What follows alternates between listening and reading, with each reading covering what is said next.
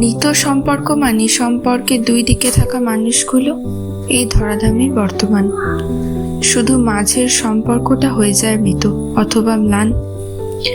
কিছু কিছু সম্পর্ক থাকে যেগুলোকে মৃত হতেই হতো, কারণ জানাই থাকে দুই পারের মানুষ কেউই চায় না সম্পর্কটাকে রাখতে জীবিত,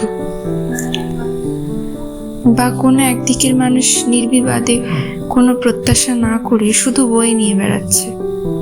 কর্তব্য আর আত্মসম্মানের মাঝের পর্দাটা যেন সে সরাতেই ভুলে গেছে। আমরা যারা থাকতে পছন্দ করি সীমিত, তারাই বোধহয় বেশি কাঠখড় পোড়ায় সম্পর্কগুলো রাখতে জীবিত। এই মৃত সম্পর্কের মানুষগুলোর সাথে হঠাৎ অপ্রত্যাশিতভাবে দেখা হয়ে গেলে, চোখে চোখ পড়লে বাধ্য হয়েই মুখ ঘুরিয়ে নিতে হয়, কারণ এদের সাথে কথা বলার ইচ্ছা বা ভক্তি কোনোটাই আর থাকে না। আর সেই জীবিত সম্পর্কটা, যেটা আজও ভীষণ ভীষণ জীবিত, কিন্তু বাস্তবের মাটিতে দাঁড়িয়ে ওই জীবন্ত সম্পর্কের ওপারের মানুষটার সাক্ষাৎ পাওয়া আর সম্ভব না।